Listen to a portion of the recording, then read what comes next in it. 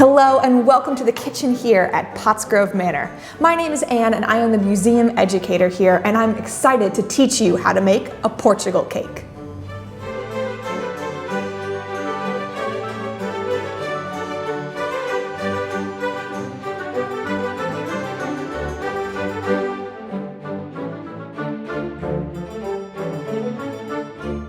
The receipt for our Portugal cake comes from E. Kidder's book of receipts for pastry and cookery for the use of his scholars, who teaches at the corner of Queen Street and St. Thomas the Apostles on Monday, Tuesday, and Wednesday. Ladies may be taught in their own home.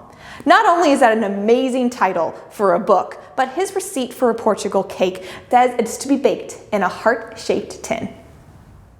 Like many 18th century receipts, this recipe does seem pretty straightforward at first. It's basically a pound cake with currants. However, there are a couple things that E. Kidder doesn't include in this recipe that could be helpful, such as how long to bake it for. The receipt starts off simple enough: to put a pound of sugar, a pound of fresh butter, 5 eggs, and a little beaten mace into a bowl together, beating with your hands until it is light and fluffy.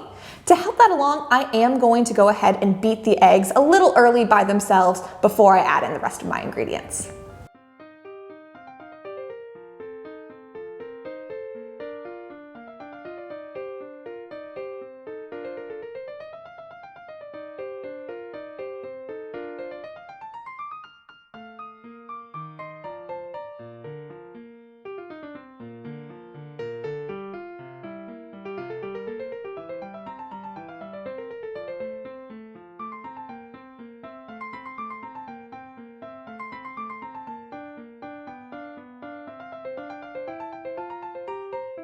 Now that we have our wet ingredients all mixed together, there's still a couple lumps of butter, but I'm okay with that.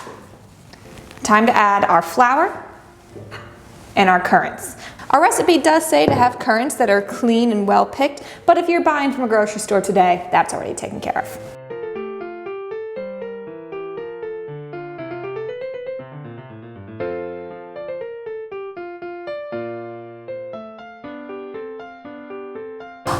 Could this be any cuter? Well, we have ours in our heart-shaped tin, so now it's time to go and bake it. If you're baking at home, go for about a 350-degree oven, but here at Pottsgrove Manor, we're gonna go outside to our bake oven.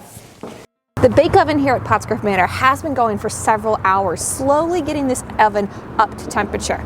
By now, our fire has died down, but those hot coals are doing their job, making sure this oven is ready to bake. So all we need to do now that we have our Portugal cake ready is to clear out the coals and put our cake in.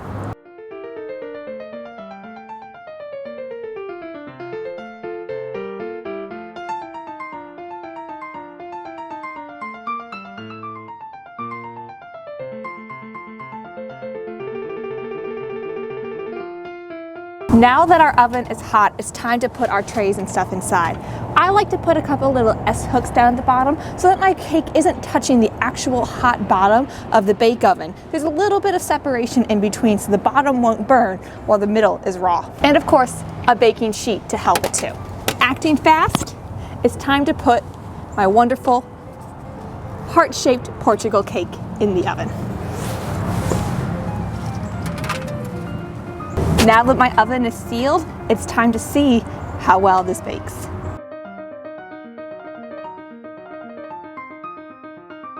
Our Portugal cake is all baked and it smells delicious. It is a wonderful golden color. And one thing that you can do is, of course, I have little small ones. You can leave it plain, but you also can add just some apricot preserves for a little bit of a shine on it. And that does make your cake look pretty special. But I'm gonna plate it up and send it on to someone very sweet.